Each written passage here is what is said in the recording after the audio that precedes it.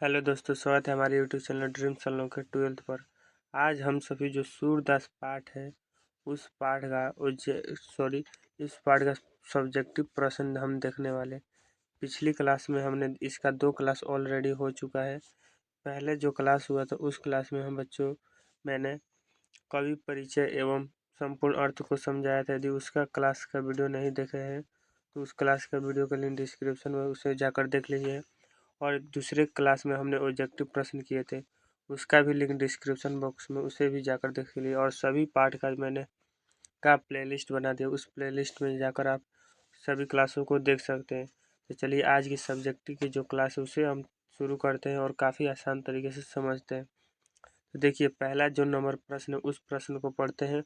और देखिए, जो मैंने पढ़ाया है उसी में से सभी प्रश्न बनने हैं, क्योंकि क्योंकि मैंने आपको सभी अच्छी तरह से समझा दिया। देखिए, लिखा गया है, पहला प्रश्न लिखा गया है कि गाय किस ओर दौड़ती है। तो बच्चों, मैंने बताया था कि गाय जो होती है बच्चों, वो अपने बछड़े की ओर दौड़ती है, क्योंकि भोर हो गया है। वो भोर होने की सूचना कृष्ण जी के दे रही है। और माँ यशोदा बता रही है कि कृष्ण जो हो गया, गाय दौड़ रही है, भोर हो गया है, आप जाग जाइए। तो किस ओर दौड़ रही है, तो बच्चों अपने बछड़े की ओर। आप इतना ही लिख सकते हैं कि गाय बछड़े की ओर दौड़ रही। किस ओर दौड़ रही है, तो गाय बछड़े की ओर दौड़ रही है। समझ गए? तो चलिए 2 नंबर प्रश्न देखते हैं।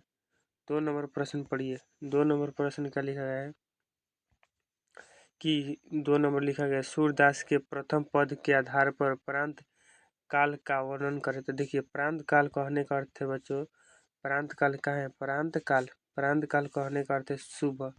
प्रांत काल कहने का अर्थ है क्या बच्चों? सुबह। तो देखिए, सुबह होने में प्रथम पद में क्या बताया है? कृष्ण को सुबह होने की संकेत दिया जा रहा है। तो कृष्ण को संकेत दिया जा रहा है सुबह होने का। तो सुबह होने में क्या क्या संकेत दिया जा रहा है उसी के बारे में लिखा गया है। तो देखिए, उसी के बारे में क्या हमें बताना है। तो मैंने आपको बताया था, जब सुबह हुई थी तो गाय जो इस एक गाय जो बछड़े के पास दौड़ने के लिए दौड़ने लगी, ये हो पहला लिख दीजिए। दूसरा का क्या था? कमल खिल गए थे। और तीसरा का क्या था? तो बच्चों, जो कुमुद नाम का एक फूल होता है, वो क्या होता है? वह रात्रि में खिलता है और सुबह होते ही क्या मुरझा जाता है, यानी संकुच हो जाता है। तो वह संकुचित हो गया है, यानी सुबह हो गई है।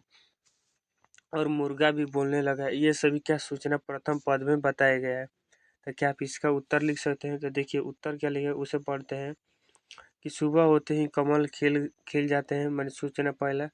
कुमुद संकुचित हो जाता है, ये बताया जा रहा है। और भौरे मंडराने मंडराने लगते हैं। देखिए, इस द्वारा कृष्ण का सूचित किया जा रहा है क्या? भोर हो गया है बस। ठीक है।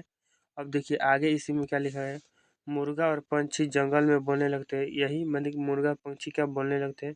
गाय बछड़े के पास जाने के लिए रंभाने लगती है, चांद मलिन हो जाता है। ये सभी सूचना जो बच्चों क्या भोर होने की प्रथम पद में दी गई है। मैं उम्मीद करता हूँ कि यदि ये प्रश्न आपके एग्जाम में पूछा जाए तो इसका उत्तर आप लिख सकते हैं। तो चलिए अब 3 नंबर प्रश्न की ओर बढ़ते हैं। समझ गए कि क्या क्या लिखना है इसमें? कि जो जो प्रांत काल मैंने सुबह होने की सूचना दी गई उसे ही लिख देना है जो मैंने बताया है। और टेलीग्राम का यदि नहीं ज्वाइन किया तो टेलीग्राम का लिंक है, उसे ज्वाइन कर लीजिएगा। ठीक है, डिस्क्रिप्शन में। 3 नंबर प्रश्न की पढ़ते हैं। 3 नंबर प्रश्न क्या लिखा है? श्री कृष्ण खाते समय क्या क्या करते हैं? तो देखिए बच्चों, काफ़ी अच्छा प्रश्न है, अब पूछा भी जाता है। तो देखिए, श्री कृष्ण जो खाते समय क्या क्या करते थे, मैंने बताया था। जो श्री कृष्ण थे खाते समय वो कुछ खाते हैं, कुछ धरती पर भी गिराते हैं, और खाते खाते कुछ नंद बाबा के मुख में भी लगा देते हैं। और ये सभी दृश्य जो का माता यशोदा देखती है, और जो बच्चे ये खाते हैं तो मुख में भी लगा देते हैं और धरती पर भी गिरा देते हैं।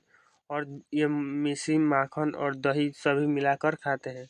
तो यही सब आपको क्या लिख देना है कि क्या क्या खाते समय करते हैं। तो जो जो काम करते हैं वो लिख देना है आराम से। प्रश्न का उत्तर तो उम्मीद करता हूँ लिख दीजिए। तो देखिए, प्रश्न पढ़िए। श्री कृष्ण उत्तर देखिए, उत्तर क्या लिखा है उसे देखते हैं। श्री कृष्ण खाते समय कुछ खाते हैं, कुछ धरती पर गिराते हैं, मिश्री दही और माखन को मिलाकर खाते हैं।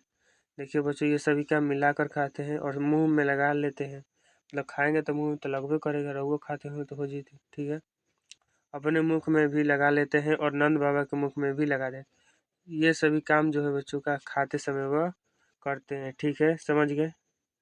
चलिए अगला प्रश्न देखते हैं। तो देखिए, अगला प्रश्न क्या है उसे देखते हैं। तो 4 नंबर प्रश्न को पढ़ते हैं। तो 4 नंबर प्रश्न क्या लिखा है यह है, देखिए तो 4 नंबर प्रश्न है, प्रथम पद में किस रस की व्यंजना हुई है। तो देखिए व्यंजना कहने का अर्थ है बच्चों चर्चा हुई है। तो किस रस की चर्चा हुई है, तो देखिए बच्चों मैंने बताया था जो कवि सूरदास है, सूरदास जो कवि है वो वात्सल्य रस के अद्वितीय कवि, मतलब बहुत अच्छे कवि वात्सल्य रस के। इन्होंने जो हमने पद पढ़ा पहला और दूसरा पद, ये दोनों पदों में वात्सल्य रस की व्यंजना यानी वात्सल्य रस की चर्चा हुई है। तो इसका उत्तर आप एक लाइन में लिख सकते हैं कि प्रथम पद में वात्सल्य रस की व्यंजना हुई है। आप इतना आंसर लिख सकते हैं, नंबर मिल जाए, ठीक है। तो देखिए लिख सकते हैं प्रथम पद में वात्सल्य रस की व्यंजना हुई है। प्रथम पद में सोए हुए कृष्ण को मधुर स्वर में जगाया जा रहा है। तो देखिए ये लिख सकते हैं, यदि मन करे तो लिख सकते हैं, नहीं तो न इतना बस लिख दीजिएगा कि प्रथम पद में वात्सल्य रस की चर्चा हुई है, मैंने व्यंजना हुई है। तो मैं उम्मीद करता हूँ कि ये आपको क्वेश्चन समझ गए होंगे। तो चलिए अगला प्रश्न देखते हैं। तो देखिए अब आगे प्रश्न नहीं है, तो आज की क्लास कैसी लगी कमेंट बॉक्स में ज़रूर लिखिएगा, और क्लास को शेयर करना भी न तो भूलिएगा बच्चों। यदि चैनल पर नए हो तो चैनल को सब्सक्राइब भी जरूर कर लीजिएगा और दोस्तों में शेयर कर दीजिए, ठीक है। चलिए आज की क्लास इतना ही।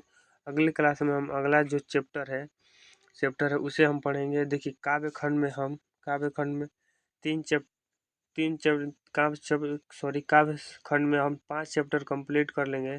तो हम गद्य खंड में भी 5 चैप्टर कंप्लीट कर लेंगे और दोनों बराबर हो जाएगा, तब जाके आगे जिस प्रकार में पढ़ाऊँ उस पर पढ़िए, तो ठीक है। तो चलिए आज की क्लास इतना ही।